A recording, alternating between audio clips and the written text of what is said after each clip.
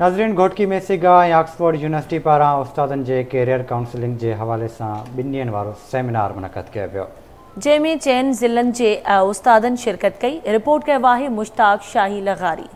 घोटकी के रोशनदरा स्कूल में सगा ऐं ऑक्सफोर्ड यूनिवर्सिटी पारां उस्तादनि जे कैरियर काउंसिल ते प्रोग्राम मुनक़िद कयो वियो, जंहिंमें मिरापुर पनवाकिल घोटकी ऐं कश्मीर ज़िले जे 50 खां मथे उस्तादनि शिरकत कई। प्रोग्राम जी ट्रेनर सीमा ख़ालिद हुई। प्रोग्राम जो मेहमान ख़ास पीरल खान खोसो, सेक्रेटरी एजुकेशन सगा, फ़कीर मोहम्मद ज़मान दायो, CSE मेंबर सगा घोटकी सदर आगा मोहम्मद बिलावल पठान ऐं मोहम्मद निवाज़ कलवड़ हुआ। सेमिनार में ऑक्सफोर्ड जी किताबूं पढ़ाईंदड़ उस्तादनि खे नए तरीक़े सां पढ़ाइण सां गॾु मुख़्तलिफ़ क़िस्म जी ॼाण पिणु ॾिनी वई। उन मौक़े ते प्रोग्राम में शरीक माण्हुनि आवाज़ TV न्यूज़ सां ॻाल्हाईंदे चयो त ट्रेनिंग मंझां अॼु जेके असांजा हिते मास्टर ट्रेनर आया आहिनि कराची मां ऐं हिननि खे ट्रेनिंग ॾियनि था। जेके असांजा हिते टीचर वेठा आहिनि उन्हनि मां बहितरीन नमूने सां हीअ हितां लर्निंग कंदा सिखंदा।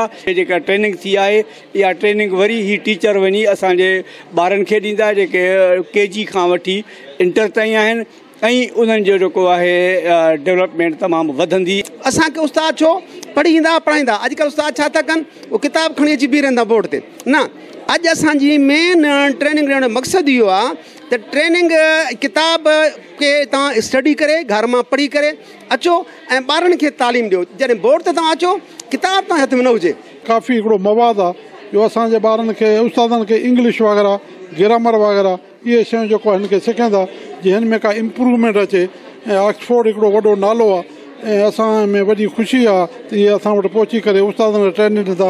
हीअ ज़ाहिर आहे वरी ॿियनि उस्तादनि खे ॾींदा ऐं तमामु बहितरी ईंदी असांजे एजुकेशन में। हम ऑक्सफोर्ड की तरफ से आए हैं और ऑक्सफोर्ड यूनिवर्सिटी प्रेस अपने तमाम टीचर्स को जो हमारी किताबें यूज़ कर रहे हैं उनको ओरिएंट करती है, उनको कंटेम्प्रेरी पेडागॉजी सिखाती है और किताब के अंदर जो सपोर्ट मटेरियल है उसको यूज़ करना सिखाती है ताकि हमारे टीचर्स जो हैं वो इक्विप हो सकते हैं उन स्ट्रैटेजीज़ से कि वो इस किताब को टीचिंग लर्निंग में यूज़ कर सकें और जो स्टूडेंट्स हैं वो पढ़ सकें इस तरीके से कि वो एक्टिवली इंगेज्ड हों लर्निंग प्रोसेस में। अहिड़ा सेमिनार थियण घुर्जनि त जीअं उस्तादनि खे तालीमी दुनिया में वधीक ॼाण मिली सघे, त जीअं हू मुस्तक़बिल जे महिमाननि खे बहितर तालीम ॾेई सघनि, त जीअं ईंदड़ मुस्तक़बिल जा महिमान पंहिंजे मक़सद में कामयाब थी सघनि। कैमरामैन फरीद मलिक सां गॾु मुश्ताक शाही लगारी, आवाज़ TV न्यूज़, घोटकी।